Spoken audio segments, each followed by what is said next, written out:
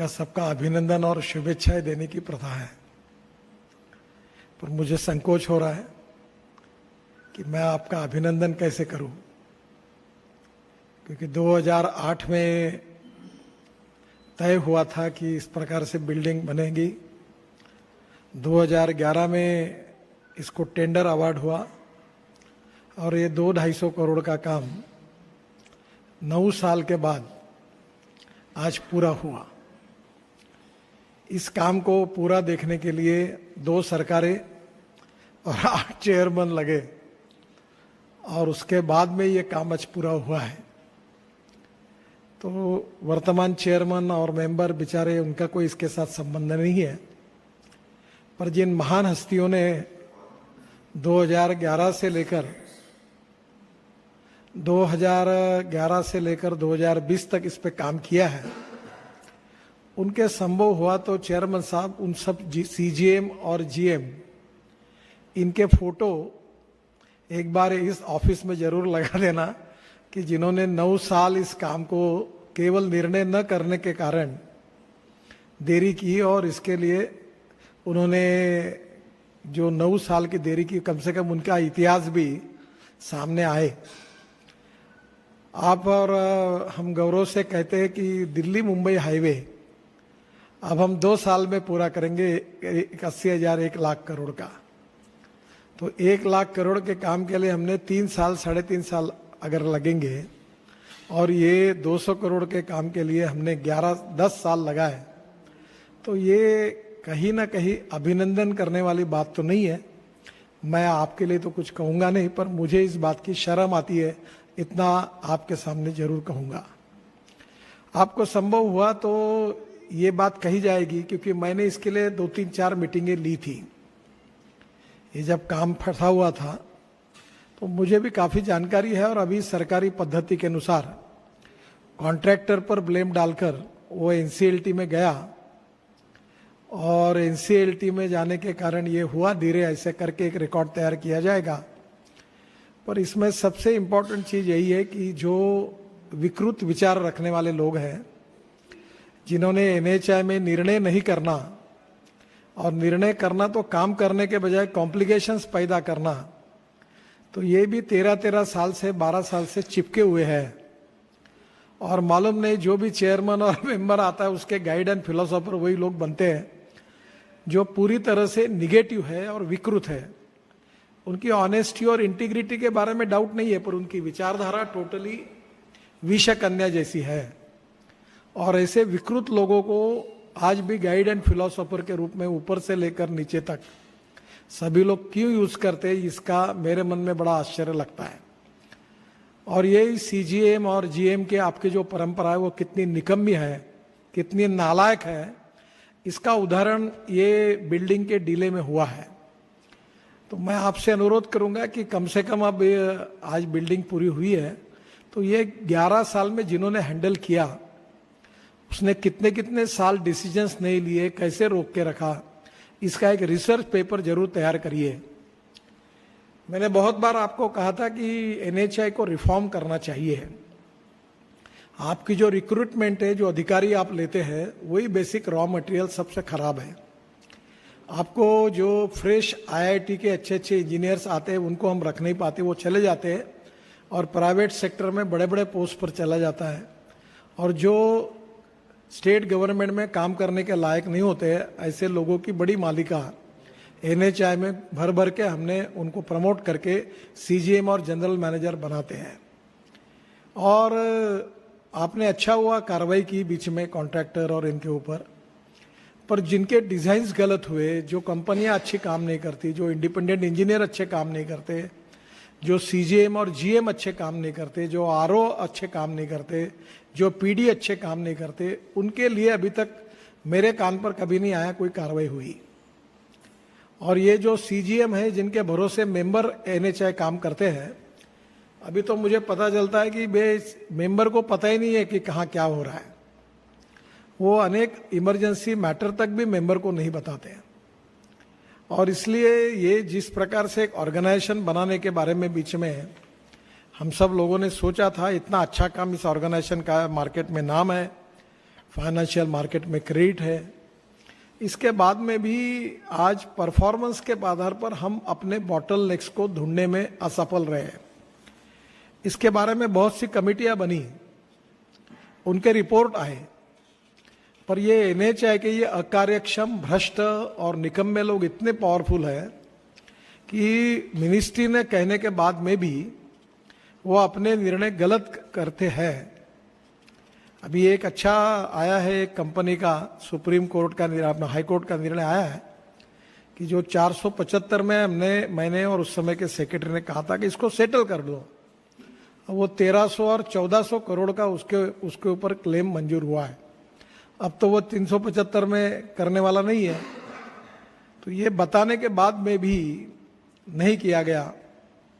मैंने बीच में कहा था आईएलएफएस की टनल जो थी कि उसको आईएलएफएस के रेट में उसी कॉन्ट्रैक्टर से आगे कर लेंगे, तो नहीं सुना। फिर उसका नया टेंडर निकाला और 400 करोड़ रुपए उसी कॉन्ट्रैक्टर ने ज्यादा भर के वो काम लिया और उसने प्रॉफिट कमाया। तो एनएचआई में हम लोग करोड़ों रुपए ऐसे ये अकार्यक्षम, भले उनकी इंटीग्रिटी अच्छी हो पर नकारात्मकता, और सीजीएम और जनरल मैनेजर के जो कमेटियां आपने बनाई है, ये कमेटी का तो कभी एक भी निर्णय नहीं करती है कमेटियां। ये केवल निगेटिविटी लालकर और कानून डाल डाल के एक एक प्रोजेक्ट को बहकाने का काम करती है। ऐसे नॉन इफिशिएंट और non performing asset vermi culture करने के भी लायक नहीं है, उनको बड़े प्रिजर्व कर करके, प्रोटेक्ट कर करके उनको बढ़ाया जाता है। लीना नंदन जी आई थी तब एनएचआई को रिफॉर्म करने के लिए आया था, कमेटी बनी थी, एक मलेशिया की कमेटी बनी थी, मैंने रिपोर्ट बना है, पर कुछ काम नहीं किया गया। और मुझे लगता है इस बात का दुख है कि इतनी बड़ी ऑर्गेनाइजेशन को इस प्रकार से कोई निगेटिविटी रखने वाले लोग हावी होकर, जो मिनिस्ट्री की भी बात न सुनते हुए कर रहे हैं। मेरा तो नाम हो गया है, चाहे एनएचआई के कारण हुआ, मिनिस्ट्री के कारण हुआ, मैं तो वर्ल्ड में बन गया मेरा ब्रांड। अब मुझे रोड कितने किलोमीटर बनना है उससे ज्यादा ये यहाँ काम करने वाले कितने लोगों को टर्मिनेट, सस्पेंशन, उनके सीआर खराब किए मैंने, और कितने लोगों को यहाँ से हकाला, ये अब मेरे जीवन का टारगेट है। और मैं मिनिस्टर की पावर को भी जानता हूं। मेरा दुर्भाग्य ये है कि मेरा स्वभाव बहुत सहृदयी, संवेदनशील और लोगों का बुरा करने का नहीं है, और इसलिए जब भी मौका आता है तो मैं फिर से उसको भूल जाता हूं या मैं टाल देता हूं। पर अब मुझे लगता है कि अब इनकी धुलाई करने में कोई दूसरा पर्याय नहीं है। मैं क्षमा मांगता हूं चेयरमैन साहब की और अभी आज के मेंबर की, क्योंकि वो उस समय थे ही नहीं, तो मेरा उनके ऊपर कोई रोष नहीं है। पर जो 13 साल से 8 से एनएचआई में सीजीएम, जीएम करके जिन्होंने इसको हैंडल किया, कुछ तो बदल गए, क्योंकि 8 चेयरमैन हो गए और अभी 2 सरकारें हो गई, अब तीसरी सरकार है हमारी, यानी 5 साल के बाद हम रिपीट हो गए। तो हमको ये बिल्डिंग देखने के लिए 10 साल लगे, तो मैं क्या आपका अभिनंदन करूं? तो अभिनंदन करने के लिए भी मुझे शर्म आती है। तो ये मैं अपने शर्म पर बात कर रहा हूं, मैं आपको तो कुछ कह नहीं सकता क्योंकि वो ठीक नहीं होगा। और अभी भी एनएचआई की इस सब डिलेज का जब तक अध्ययन नहीं होगा, और अध्ययन होने के बाद जब तक इस बात का पता नहीं चलेगा कि इसमें क्या प्रॉब्लम्स है, क्या बॉटलनेक्स है, क्यों ये नहीं हुआ, इसके ऊपर अगर आप जब तक निर्णय नहीं करोगे और वही लोग बैठ के वही करेंगे, तो मुझे लगता है कि ये देश के लिए अच्छा नहीं है। हम लोग एक बहुत अच्छी ऑर्गेनाइजेशन है, और हमारे ऑर्गेनाइजेशन में गधे और घोड़े बराबर हम लोग ट्रीट करते हैं। हमें भी देखना होगा कि हमारे काम के घोड़े कौन से हैं और गधे कौन से हैं। जो काम के नहीं है उनको दूसरे डिपार्टमेंट में जाने दो। सरकार में ऐसे लोगों को आखिरी तक प्रमोशन भी मिलता है, और हमारे जैसे उदार लोग उनको 10 में से 9, 10-10 मार्क सीएआर देते हैं, और वो जाएंगे जहां जाना है, जाने दो उनको। पर कम से कम अपने एनएचआई को इससे सुधारो। 3-4 रिपोर्ट पड़े हुए हैं। लीलानंदन जी के समय मैंने कहा था, अभी भी मैं कहता हूं, अभी मुझे मेरे भी प्राइवेट सेक्रेटरी आईएएस ऑफिसर है, तो अब मुझे उनको पूछते हुए शर्म आती है कि क्या हुआ। तो मुझे लगता है कि मैं ऐसे नॉन परफॉर्मिंग लोगों के साथ क्यों काफी तीव्र भावना इस समय व्यक्त कर रहा हूं। कोई बिल्डिंग तो अच्छी दिख रही है, आर्किटेक्ट कंसल्टेंट ने अच्छा किया, वो भी शायद बीच में बदले थे, मालूम नहीं क्या हुआ।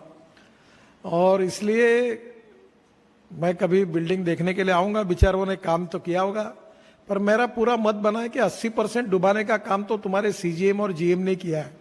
और मुझे ये भी पता है कि जब रिपोर्ट मांगेंगे तो कंसल्टेंट के नाम पर और कॉन्ट्रैक्टर के नाम पर, और वो एनसीएलटी गया करके, तो वो एनसीएलटी तुम्हारे कारण ही गया। तो ये इस प्रकार के जो लोग नॉन परफॉर्मिंग, डिसीजन न करने वाले, टोटल निगेटिव, और ये कमेटियां बना बनाकर कोई निर्णय नहीं करना और डिले करना, इस प्रकार से जो बैठी हुई सिस्टम है इसको आप डिमोलिश करो। और एनएचआई के प्रति सरकार ने, अपने मिनिस्ट्री ने काफी रिफॉर्म स्वीकार किए है। लीलानंदन जी को बताया था, वो रिपोर्ट दे के भी मुझे गई है, और उसके बाद भी वो रिपोर्ट को इम्प्लीमेंटेशन करने के बारे में कोई इनिशिएटिव नहीं लिया गया। और अभी एक की बातें जो आती है अभी धीरे धीरे ध्यान में, तो एक एक बातों में बहुत सी गड़बड़ियां भी होती है। मैं ग्रास रूट पर काम करने वाला हूं, इसलिए मुझे क्या नीचे में होता है ग्रास रूट पर, इसकी काफी जानकारियां रहती है। और इसलिए transparent, time bound, result oriented, qualitative और करप्शन फ्री स्मार्ट ऑर्गेनाइजेशन, जिसकी टोटल सिस्टम कंप्यूटराइज हो, ई गवर्नेंस हो। अभी भी कोई भी काम के लिए किसी भी मेंबर को फोन करो तो मैं वो बोलता है मैं देख के बताता हूं। अब मैं मिनिस्टर होने के बाद अगर कोई एमपी मुझे मिलता है तो रोड की बात करता है, तो मैं विदाउट रेफरेंस उसको बोलता हूं यहाँ ये प्रॉब्लम था। तो कम से कम मुझे इतनी जानकारी हुई है तो मेंबर को क्यों नहीं होती है, मुझे आश्चर्य लगता है। इसका कारण उसका रिव्यू नहीं होता होगा। तो मुझे अभी ये भी संकोच होता है कि आदरणीय राज्य मंत्री वीके सिंह जी ने मेरा यशस्वी मंत्री करके उल्लेख किया। अब ये अगर बात बाहर जाती है, और मैं तो चाहता हूं जानी चाहिए, मुझे भी एक्सपोज होना चाहिए, करना चाहिए मीडिया ने, और आपको भी पूरी तरह से उतारना चाहिए, और ताकि ये पूरा चौराही पर आ जाए, चौक पर, ताकि जो सच का सच और झूठ का झूठ, दूध का दूध और पानी का पानी हो जाए। और जिसको खाना है वो गालियां खाए लोगों की, जनता की, क्योंकि ये जनता की प्रॉपर्टी है। अब संवेदनशीलता कुछ होगी तो मेरी बातों का कुछ तो भी समझ में आता होगा। तो जो लोग सुधरेंगे, तो नहीं सुधरते उनको आप रास्ता क्यों नहीं बताते, यही तो मेरा प्रॉब्लम है। और इसलिए मैं वर्तमान चेयरमैन को इस बात के लिए अभिनंदन करूंगा, धन्यवाद दूंगा कि उन्होंने 8वें वो भाग्यवान चेयरमैन है कि उन्होंने कम से कम इस काम को पूरा किया है। वो जो 7 चेयरमैन गए, उनका दोष के कारण उनको मैं कोई टिप्पणी उनके ऊपर करूंगा नहीं, ना उनका कोई दोष है, और आलोक कुमार जी पर नहीं करूंगा। पर एक बार उनसे मैं अनुरोध करूंगा कि इसकी हिस्ट्री 11 साल की वो बराबर लिखकर एक किताब तैयार करिए, और जिन्होंने डिले किया उनके फोटो भी लगा दीजिए वहां। जिन्होंने निर्णय नहीं किए, डिले किया, इतने दिन नकारात्मकता रखी, उनके रखिए, ताकि ये भी एक केस स्टडी करके जनता की अदालत में जाए। क्योंकि आखिर हम सब लोग, मालिक हमारी जनता है, वी आर द ट्रस्टीज। और इसलिए इस प्रकार के काम करके, और कॉस्ट कितनी बड़ी होगी मालूम नहीं, पर 50-60 करोड़ का तो चूना पक्का लगाया होगा। क्योंकि जब एस्केलेशन होगा, डिले होगा, तो उसके क्लेम्स आएंगे कॉन्ट्रैक्टर के, और फिर वो क्लेम्स आकर फिर वो सुप्रीम कोर्ट तक जाएगा, और फिर वो क्लेम्स भी आप देंगे। और बाकी ये जो जनरल मैनेजर और सीएम, इनके प्रमोशन बराबर होते रहेंगे, इनके सीआर अच्छे रहेंगे, और ये प्रमोट होंगे, और यही फिर हमारे छाती पर सीजीएम प्रमोट होके मेंबर करके भी अप्लाई करेंगे, और हमारे छाती पर फिर आएंगे, और ऐसे नॉन परफॉर्मिंग एसेट को हमको मेंबर बनाएंगे, और फिर और सत्यानाश करेंगे हमारा।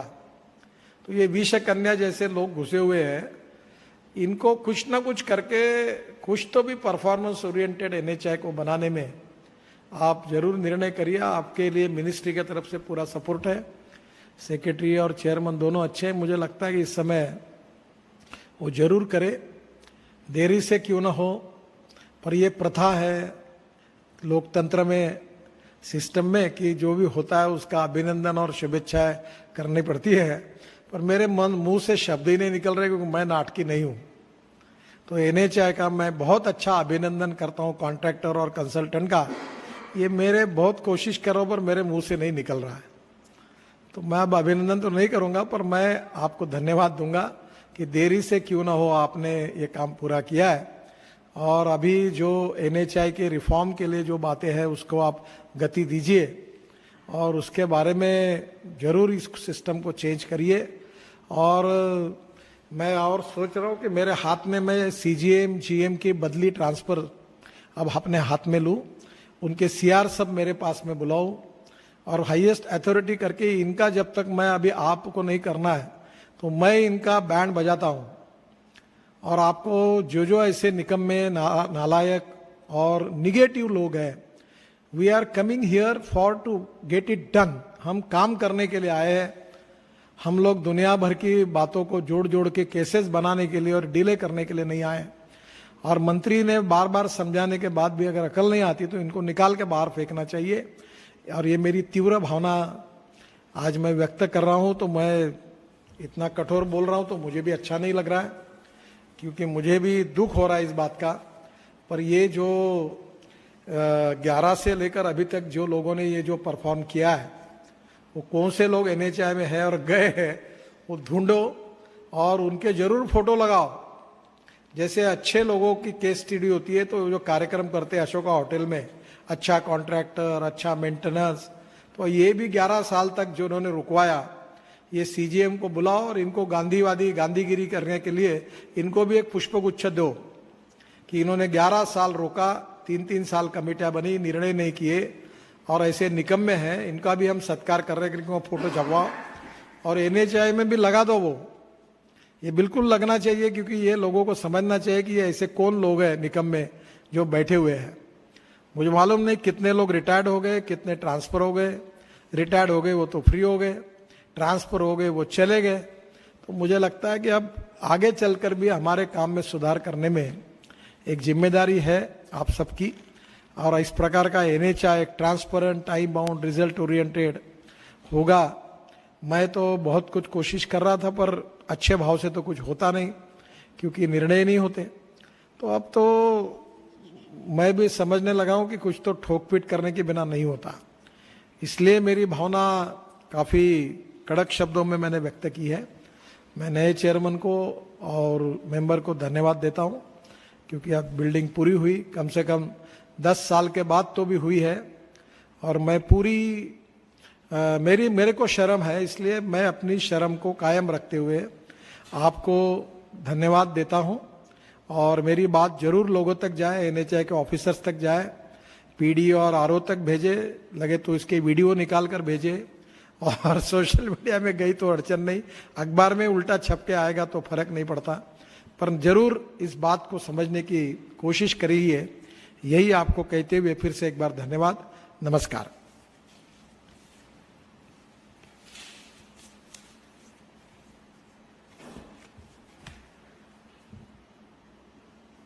और कार्यक्रम में से टाइम निकाला और हमें टाइम दिया और मार्गदर्शन के लिए कुछ वचन कहे, उसके लिए मैं आप दोनों का हृदय से आभारी हूँ। सर, आपने ये जो बात की कि बिल्डिंग 11 साल लगे, इसमें कोई शक नहीं, इस बिल्डिंग को 11 साल लगे और इसमें हमारा फेलियर रहा। पर ये भी फैक्ट है सर, जब कोई प्रोजेक्ट डिले हो जाता है तो उसको ट्रैक में रखने के लिए डबल मेहनत करनी पड़ती है। एनएचआई को भी डबल मेहनत करनी पड़ी और आज जो ऑफिसर्स हैं जिन्होंने इस बिल्डिंग को इस रूप में दिया, कंप्लीट कराया, मैं उनका, क्योंकि उन्होंने दिन रात मेहनत की और इस शेप में ला पाए कि आज हम इसका उद्घाटन कर पाए। मैं उन्हीं सब अधिकारियों का भी धन्यवाद करना चाहूंगा सर। इसमें बहुत सारे प्रत्यक्ष और अप्रत्यक्ष लोगों ने हमारा सहयोग किया सर। सबका नाम लेना मेरे लिए मुश्किल है, पर मैं उनको धन्यवाद दूंगा। सर, आपने एक बात बहुत अच्छी की कि हमें इस बिल्डिंग पे बुक लिखनी चाहिए। सर, फैक्ट है, हमारे ये पहला प्रोजेक्ट नहीं है जहां हम फेल हुए, ऐसे और भी हाईवे प्रोजेक्ट थे जिसमें हम फेल हुए। सर, हमने बुक नहीं लिखी, पर उससे हमने लेसन लिए और ऐसा नहीं हमने अपनी प्रोसेसेस को ठीक नहीं किया। आज आप देखेंगे सर, अगर हमने अवार्ड का अपना पूरा सिस्टम बदल दिया, तो जब तक हमारे पास लैंड हाथ में नहीं होगी हम अवार्ड नहीं करेंगे। वो सिर्फ इसलिए कर दिया क्योंकि हमने पास्ट में इन सब चीजों को देखा और ये देखा कि हमारे प्रोजेक्ट का सबसे ज्यादा डिले होने का एनएचआई की तरफ से अगर कोई रीजन है तो वो ही है। सर, ट्रांसपेरेंसी पे भी हमने काफी काम कर लिया है। अब सारा का सारा सिस्टम मतलब इवन सारा पत्राचार भी कंप्यूटर पे होगा। सर, आपका मार्गदर्शन मिलता रहेगा। हम लोग कोशिश करेंगे कि हम आपकी जो इच्छाएं हो उस पर हम खरे उतरें। इतना कह के मैं सभी लोगों का, अपने सारे साथियों का धन्यवाद करता हूं। जय हिंद।